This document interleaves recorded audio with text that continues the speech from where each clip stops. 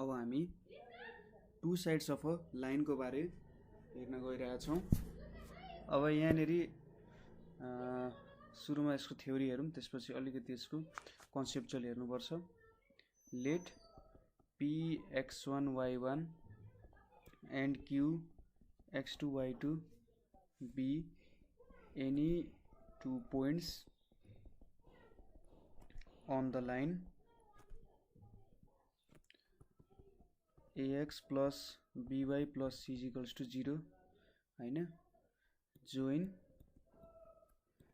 pq so it meets r हैन। let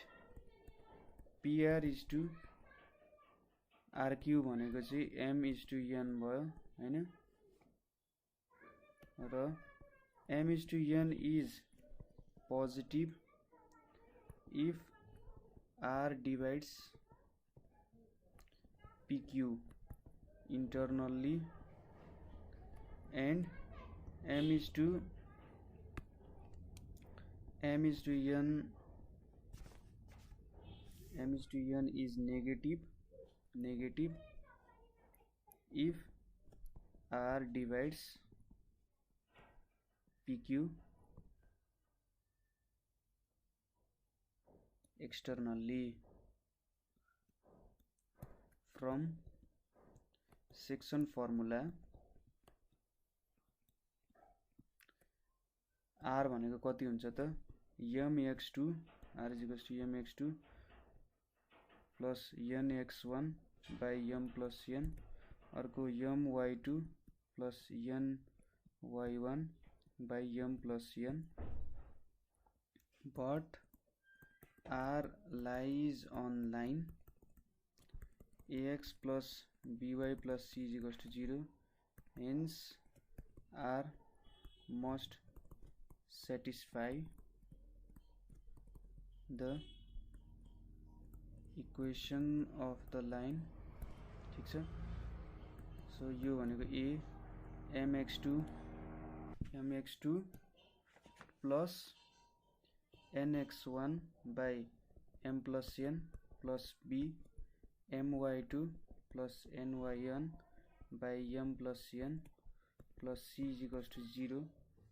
यो भनेको अब m ax2 plus by2 plus c भयो यतापट्टि n bax1 plus by1 plus c is equals to 0। so ax2 अथवा ax1 plus by1 plus c by ax2 plus by2 plus c is equals to minus m by n हुन्छ। ठीक छ, यो त बुझ्नुभयो होला, यो त क्याल्कुलेसन गरेर हेरिहाल्नुहुन्छ। सो केस 1 भनेको के हुन्छ त, if p and q are on opposite sides of line, m by n is positive, hence ax1 plus by1 plus c and ax2 plus by2 plus c are of opposite signs हैन। त्यसै गरी case 2 भनेको if p and q are on same side of line, m by n is negative, hence ax1 plus by1 plus c and ax2 plus by2 plus c are of same sign हुन्छ। अब यसलाई कसरी हेर्न सकिन्छ त भन्दाखेरि हैन, suppose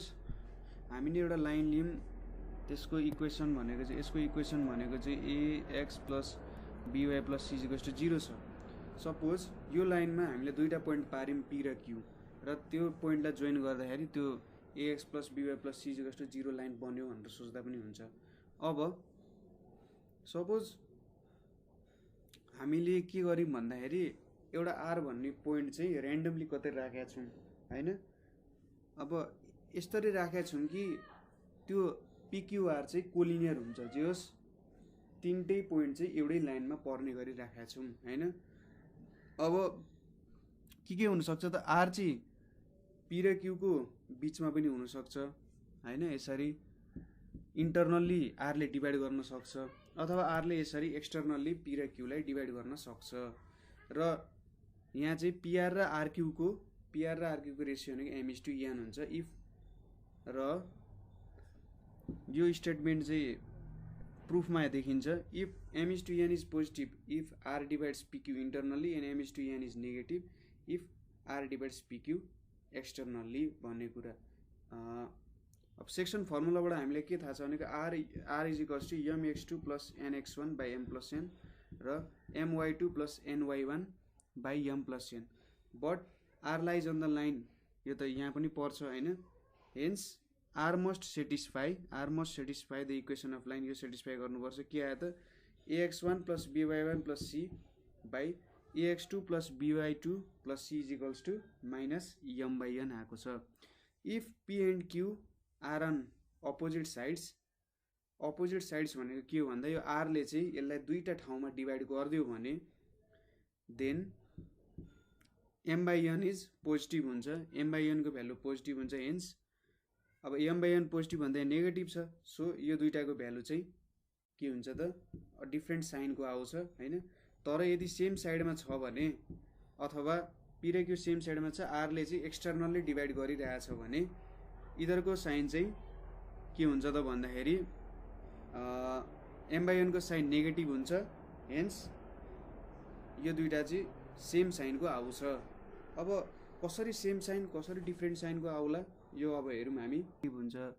externally गर्दाखेरि इन्टरनली गर्दा किन पोजिटिभ हुन्छ त्यो हेरौँ। सपोज यो कोअर्डिनेट हेरिरहेको छु म, अरूमा त बुझिहालिन्छ। सपोज इन्टरनली डिभाइड गरिरहेको छ भने के हुन्छ त भन्दा, सपोज हाम्रो कोअर्डिनेट आरको एउटा एक्स हो भने के आउँछ mx2 plus mx1 by m plus n छ। यतापट्टि के आयो mx plus nx is equals to mx2 plus mx1 आउँछ। यहाँ n हुन्छ, यहाँ n, यहाँ पनि n। अब यहाँनिर यतापट्टि लगेर m कमन लिम भने x माइनस x2, यतापट्टि n कमन लिम भने x1 माइनस x आउँछ। यो भनेको m by n x1 minus x by x minus x2 आयो। अब एक्सटर्नल्ली डिभाइड गरेको छ भने के हुन्छ त हाम्रो mx2 minus nx1 by m minus n हुन्छ। यो भनेको mx minus nx is equals to mx2 minus nx1 हुन्छ। यो भनेको m x माइनस x2 उता जाँदाखेरि minus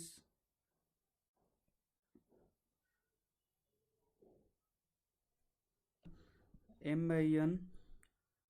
x minus x1 by x minus x2, यो भनेको माइनस लिँदाखेरि x1 minus x by x minus x2 हुन्छ। सो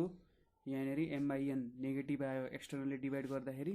र यतापट्टि m बाई n चाहिँ पोजिटिभ आउने रहेछ भन्ने कुरा बुझिन्छ। सो यहाँबाट के देखिन्छ त भन्दाखेरि यदि यो दुईटाको अपोजिट साइन आयो, उल्टो भ्यालु अर्को भ्यालु आयो भने यो चाहिँ के देखाउँछ त भन्दा अपोजिट साइडमा छ भनेर देखाउँछ यसले, र हैन, किनभने यसले के गरिदिन्छ त यो नेगेटिभ आयो भने त यतापट्टि m बाई n के हुन्छ पोजिटिभ हुन्छ हैन। यो नेगेटिभ आयो भने त m by n minus m by n छ भनेपछि पोजिटिभ हुन्छ। सो यसले के गरिदिन्छ m बाई n पोजिटिभ भएपछि सो इन्टरनली डिभाइड गरेको देखाउँछ, तर m बाई n नेगेटिभ भयो भने सेम साइन आयो भने यसले एक्सटर्नली डिभाइड गरेको देखाउँछ। ठिक छ। x cos alpha plus y sin alpha is equals to p को भ्यालु कति हुन्छ, यसको भ्यालु कति हुनुपर्छ त भन्दाखेरि p भनेको चाहिँ हाम्रो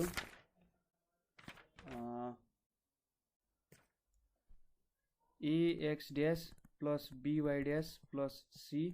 root under a square plus b square को फर्ममा, यस्तो फर्ममा आउनुपर्छ हैन। अब यसको प्रुफ हेरौँ हामी। सपोज यो हाम्रो कोअर्डिनेट सिस्टम हो, यहाँनिर एउटा लाइन छ, यो m भयो, यो l भयो, यो o भयो, यो x भयो, यो y कोअर्डिनेट भयो। सपोज यहाँनिर एउटा पोइन्ट q छ, त्योबाट मैले एउटा यसरी परपेन्डिकुलर निकाले भने, सरी यो point p x dash y ड्यासबाट मैले एउटा परपेन्डिकुलर चाहिँ ड्रप गरेँ भने अब यसको लेन्थ भेट्नु पर्यो। मैले सुरुमा म के गर्छु, यहाँबाट यो पोइन्टमा जोड्छु र यताबाट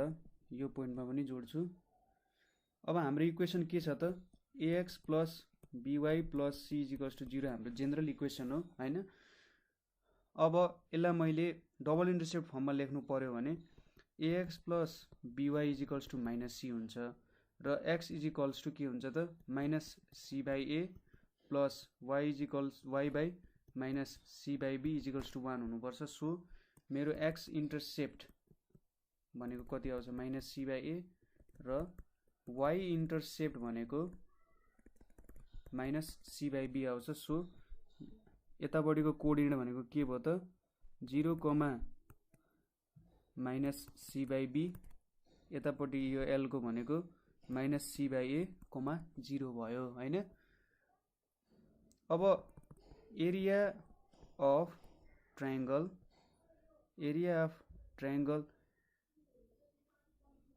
PLMP भनेको के हुन्छ त 1/2। अब हाम्रो त्यो फर्मुला लाउनु पर्यो, कुन भन्दा जेनरल फर्मुला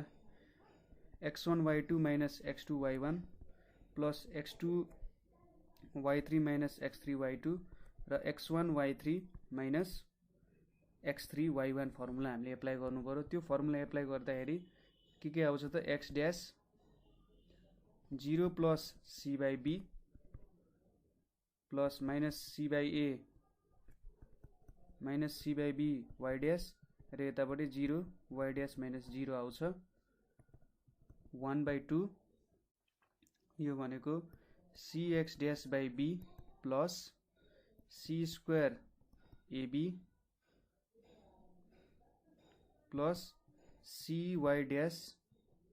बाई ए आउन जान्छ हैन। यसरी एब्सोल्युट भ्यालुको टर्ममा लेख्छौं C x dash by be plus C square by AB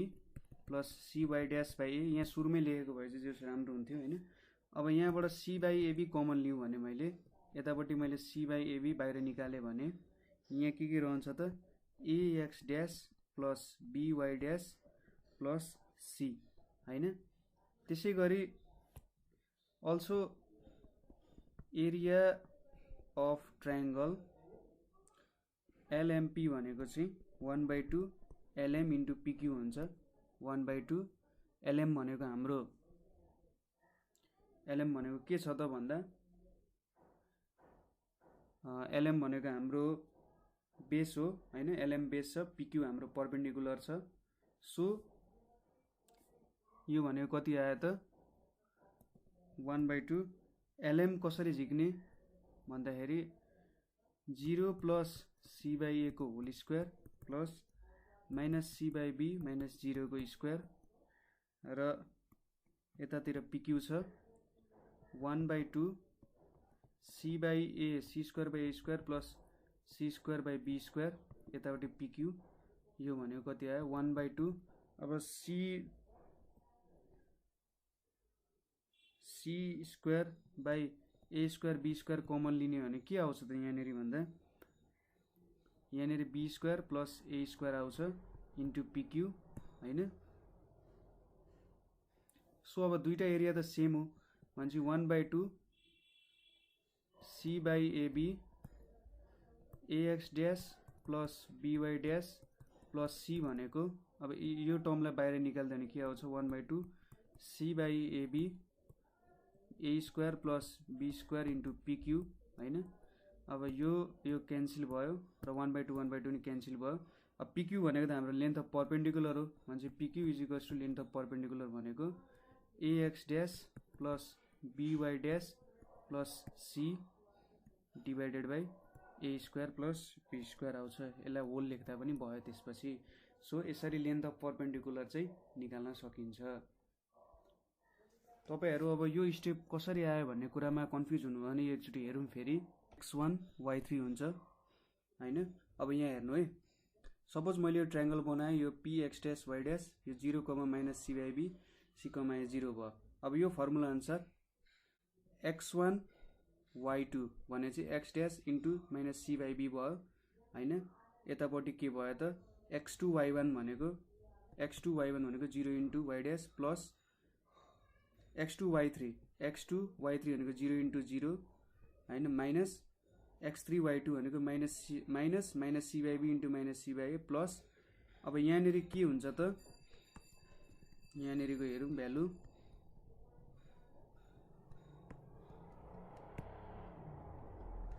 कस्तो मेटिरहेको छैन ठिक छ। अब x3 y1 भनेको कति हुन्छ minus C by A Y dash र x1 y3 भनेको x ड्यास इन्टु 0 भनेपछि यहाँ के आयो त minus C by A Y dash. अब यहाँनेरि एब्सोल्युट भ्यालु राख्नुको कारण भनेको नेगेटिभ भ्यालु त आउनु हुँदैन एरिया यसले त नेगेटिभ भ्यालु दिन्छ। सो यो भनेको 1/2 c x dash by be plus C square by AB plus C Y dash by a आयो ठिक छ। सो हामीले चाहिएको कुरा आयो। अरु त जो स्टेप्सहरु फलो गर्नुभयो होला यहाँबाट बुझिहालिन्छ। एंगल बिट्विन टु लाइन्स भन्ने टपिक छ। अब यसलाई प्रुफ गर्दै कुराहरु बुझ्दै जाउँ। लेट L1 भनेको के a1x plus b1y plus c is equals to 0 यहाँ 1 पनि लेखौँ। L2 भनेको a2x plus b2y plus c2 is equals to 0 चाहिँ हाम्रो दुईटा लाइनहरु भयो जुन चाहिँ यो m भन्ने पोइन्ट मिट गरिरहेछ। यो पोइन्ट m भयो are meeting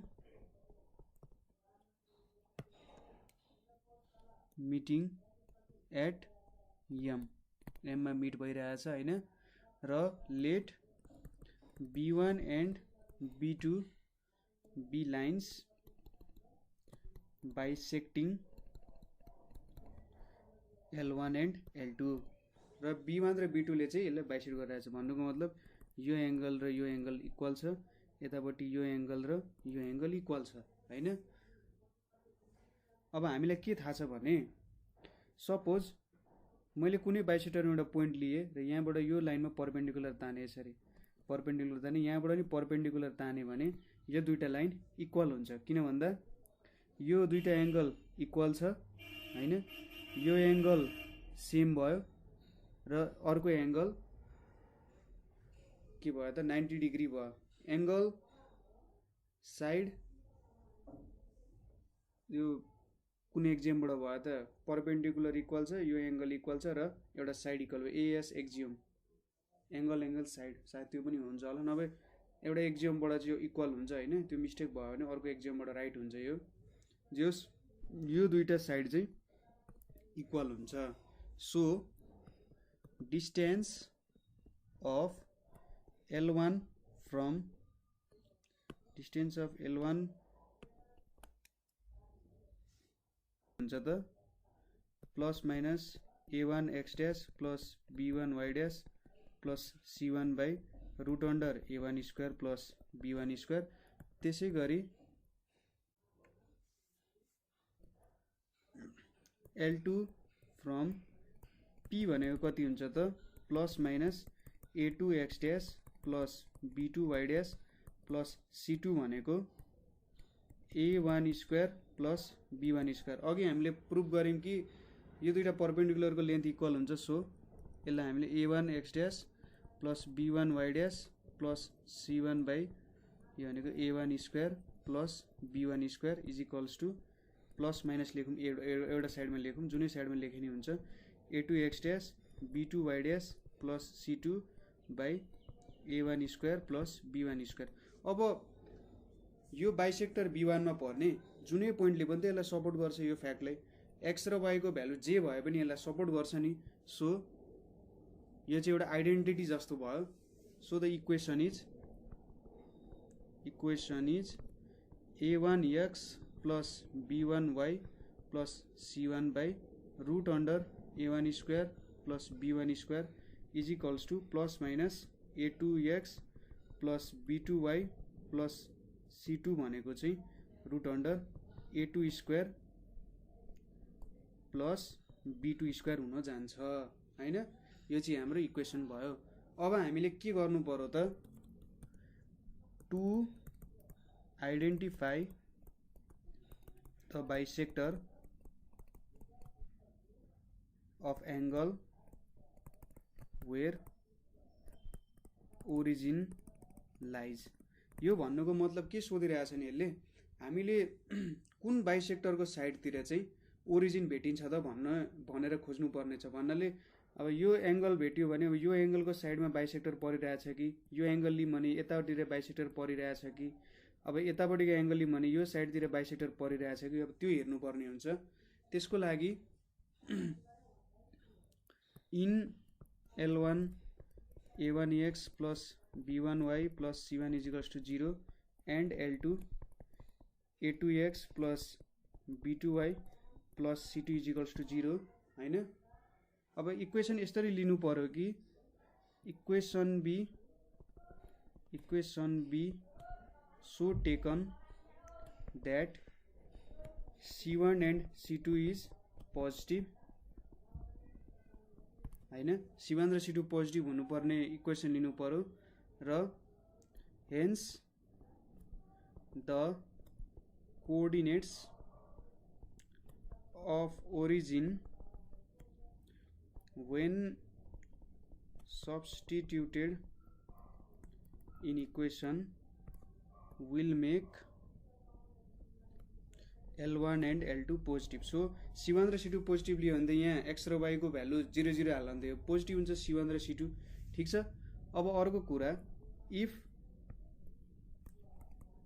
Q be any point on bisector containing origin contain गर्यो भने अब यहाँबाट के देखिन्छ त सपोज हाम्रो क्यू र ओरिजिन त एउटै साइडमा छ यो L2 लाइन जुन छ सपोज यो L2 लाइन मैले यसरी यहाँसम्म ड्र गरे अरे यसरी यहाँसम्म ड्र गरे भने क्यू को साइडमा क्यू को हाम्रो यता तलतिरको साइडमा ओ र क्यू पर्छ त्यसैगरी L2 को पनि एउटै साइडमा क्यू र 0 पर्छ हैन सो यहाँबाट के भन्न सकिन्छ यदि सेम साइडमा पर्छ भने हामीले के पढाएको थियौं त m/n अथवा रेशियो के हुनुपर्छ भन्दाखेरि यदि इधर दुईटा सेम साइडमा पर्छ भने m/n नेगेटिभ हुन्छ भने चाहिँ टोटल भ्यालु चाहिँ के आउँछ त पोजिटिभ आउँछ रेशियोको भ्यालु पोजिटिभ आउँछ सो यहाँबाट के भन्न सकिन्छ त then q makes L1 positive किनभने दुईटै साइड दुईटै पोइन्टहरु चाहिँ एउटै साइडमा पर्ने भएको कारण हामीले अगाडिको त्यो एंगल सम सेम साइडको कुरा याद गर्दाखेरि सेम साइडमा पर्ने भएको कारण यसले चाहिँ यसलाई पोजिटिभ बनाउँछ त्यसैगरी L2 को साइडमा पनि के हुन्छ त हेर्नु त L2 को पनि एउटै साइडमा परिरहेछ नि त L2 को पनि सेम साइडमा q र 0 परिरहेछ भने चाहिँ L2 को पनि पोजिटिभ भ्यालु दिन्छ L2 को पनि यसले पोजिटिभ भ्यालु दिन्छ सो हाम्रो यदि ओरिजिन चाहिँ पर्छ भने बाइसेक्टरको सेम साइडमा पर्छ भने यसको इक्वेसन भनेको a1 square plus b1 square अनि यहाँ चाहिँ पोजिटिभ भ्यालु लिनुपर्छ a2x plus b1y plus c1 by a1 square plus b1 square किनभने सपोज यहाँनेरि पोजिटिभ नआएर एकतिर नेगेटिभ आयो भने त m/n को भ्यालु त नेगेटिभ आउँछ किनभने यो काटिन्छ a1x plus b1y plus c1 यताबाट यो आउँछ र m/n आयो भने त यो त नेगेटिभ आयो भने त यसले त के भन्छ अपोजिट साइडमा पर्छ तर सेम साइडमा पर्नाले पोजिटिभ आउँछ र यसको नेगेटिभ आयो भने नि पोर्सनहरु काटिन्छ यदि सेम साइडमा पर्दैन भने चाहिँ सेम साइडमा नपर्ने भनेको a1x b1y plus c1 by root under a1 square plus b1 square is equals to minus a2x plus b2y plus c2 by a2 square plus b2 square हुनुपर्छ ठीक छ र यो एप्लाई गर्दाखेरि c1 र हाम्रो c1 को भ्यालु जुन छ c1 र c2 चाहिँ ग्रेटर देन 0 हुनुपर्छ भन्ने कुरा याद गर्नु पर्यो र अर्को के गर्दा भन्दाखेरि अर्को के आइडेन्टिफाई गर्नुपर्ने छ हामीले कुन चाहिँ L1 र L2 भन्ने लाइन छ हैन अब कतातिर चाहिँ एक्युट एंगलले काट्छ कतातिर चाहिँ अब्ट्युस एंगलले काट्छ त्यसको लागि हामी कुनै एउटा लाइन लिन्छौं सपोज L1 लिम र अर्को बाइसेक्टर लिन्छौं सपोज B1 लिम हामीले र इधरको बीचको के गर्छौं त एंगल निकाल्छौं सपोज m1 यसको स्लोप हो m2 यसको स्लोप हो र tan थीटा युज गरेर यसको स्लोप निकाल्छौं हैन यदि tan थीटा को भ्यालु चाहिँ लेस देन 1 आयो अरे लेस देन 1 आउनुको मतलब के हो त 45 1 त 45 डिग्री हुन्छ 45 डिग्री भन्दा तल आयो भने के हुन्छ त यो चाहिँ B1 चाहिँ एक्युट एंगल बाइसेक्टर हुन्छ एक्युट एंगल बाइसेक्टर हुन्छ हैन र tan थीटा चाहिँ ग्रेटर देन 1 आयो भने त 45 डिग्री भन्दा ठुलो हुन्छ सो यो चाहिँ अब्ट्युस एंगल बाइसेक्टर आउँछ हैन सो यसको थ्योरी चाहिँ यति नै हो कतै बुझ्नु भयो भने प्लिज कमेन्ट गर्नु होला।